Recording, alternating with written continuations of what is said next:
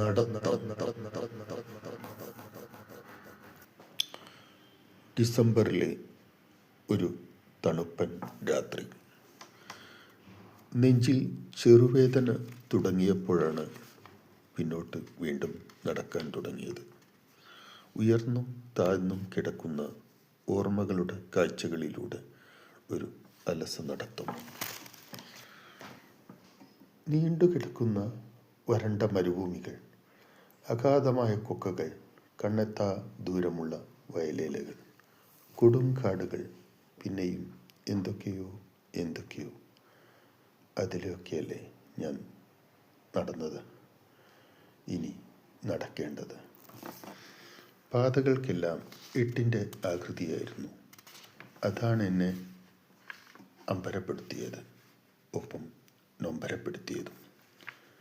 സായാഹ്ന നടത്തം എന്നും സുഖകരമായിരുന്നു. അർദ്ധരാത്രിയിലെ ഈ നടത്തം അതും സുഖകരം തന്നെ.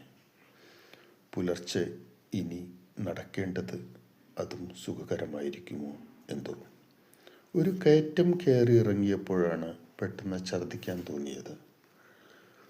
എന്നോ കഴിച്ച ദഹിക്കാത്ത പലതും ഒന്നിച്ച പുറത്തു വന്നത്. ഒഴുകുന്ന ചാലിലേക്കായിരുന്നു ഞാനതെല്ലാം ഛർദ്ദിച്ചിരുന്നത്. ഇനി ഇതൊക്കെ തോട്ടിലെത്തുമായിരിക്കും, പിന്നെ പുഴകളിലും അവസാനം കടലിലും.